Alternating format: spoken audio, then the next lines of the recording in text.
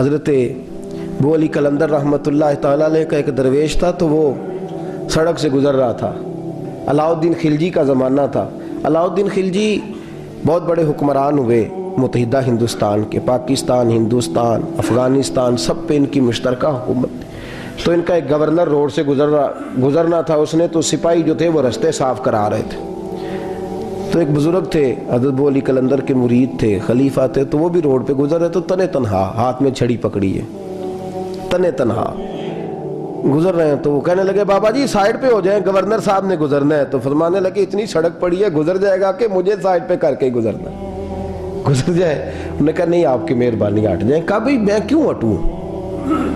وجہ اس کی اتنا رستہ ہے، گزر جائے، میں بوڑھا آدمی ہوں، تم مجھے سائیڈ پہ کرو گے، پھر رستہ ڈھونڈتا پھروں گا۔ کہا بابا تیری مہربانی ہٹ جا، نگاہ فقر میں شان سکندری کیا ہے، اور خراج کی جو گدا ہو وہ کیسری کیا ہے۔ اس نے کہا میں اس کو کیا سمجھتا ہوں، بادشاہ ہوگا تو گھر ہوگا، میں اسے کیا سمجھتا ہوں، اور میں ناراض نہ ہوئیے گا، امیروں کو خراب غریبوں نے کیا ہے، بڑوں کو خراب چھوٹوں نے کیا ہے۔ اگر ہم گاڑیوں کے آگے پیچھے بھاگنا چھوڑ دیں تو لیڈر سیانے ہو جائیں۔ یہ ہمارے نعرے تباہی کرتے ہیں، ہم نہیں سمجھتے کہ ہم کتنا نقصان کرتے ہیں۔ نگاہ فقر میں شان سکندری کیا ہے، خراج کی جو گدا ہو وہ کیسری۔ اقبال کہتے ہیں کہ وہ تو بڑے فقیر ہیں جن کو تم بادشاہ سمجھتے ہو، تمہارا ٹیکس نہ ملے تو ان کی حکومت نہیں چلتی، تو خراج کی جو گدا ہو وہ کیسری کیا۔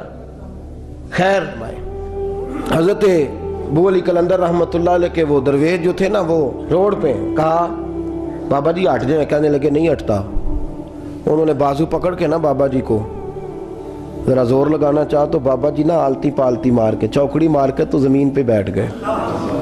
کہنے جو اٹھایا جاتا ہوں تو اٹھا لو۔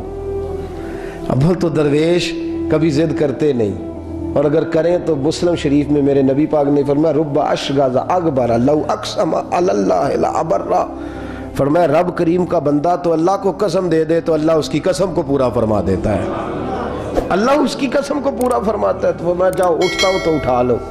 بحث ہونے لگی، لوگ کٹھے ہو گئے، رش ہو گیا، تو اتنی دیر میں گورنر صاحب کی سواری بھی پہنچ گئی۔ تو گورنر صاحب کہنے لگے بابا اٹھتا کیوں نہیں؟ فرمانے لگے کیوں اٹھوں، اتنا رستہ ہے گزر جا۔ میں بابا اٹھ کیوں شور ڈالا ہوا ہے؟ کہنے لگے تو میرے نوکر کا نوکر ہو کے مجھے اٹھنے کا کہتا ہے، میرے نوکر کا۔ غصہ آیا تو اس نے بابا جی کو تھپڑ مار دیا۔ بابا جی اور ہنسے، کہنے لگے تجھے کہا تھا نا نوکر کا نوکر ہے، تو واقعی نوکر ہے۔ اس نے کہا میں تھپڑ مارتا ہوں، بابا ہنستا ہے۔ یہ زیادہ انسلٹ ہوتی ہے، آپ کر کے دیکھیں۔ آپ غصے کے جواب میں غصہ کریں تو سامنے والے کو کوئی سزا نہیں۔ آپ کبھی گالی کے جواب میں مسکرا دینا، یار اب میں تیرے ساتھ بات کروں، تیرے ساتھ بحث کروں، تو یہ زیادہ بڑی سزا، یاد رکھیے گا۔ ہم تو دشمن کو بھی پاکیزہ سزا دیتے، ہاتھ اٹھاتے نہیں، اسے اس کی نظروں سے گرا دیتے۔ جب تھپڑ مارا تو بابا جی ہنس پڑے، کہنے لگے تجھے کہا تھا نا تو غلام ہے، تو بھائی واقعی غلام ہے۔ اب جب ہنسے تو اب اس کو ڈھارس ہوئی، توجہ ہوئی، کہنے لگا بابا ماجرا کیا ہے، میں کیسے غلام کا غلام ہوں؟ تو بابا کہنے لگا دیکھنا، تجھے مسجد آنے کا کہے تو تیرے لیے مصیبت ہے، اتنے لوگوں کو تو ٹائم دے لیتا ہے لیکن اللہ کو تو نہیں دے پاتا، تو نفس کا غلام ہے اور نفس میرا غلام ہے، لہٰذا تو میرے غلام کا غلام ہے، تو میرے نوکر کا۔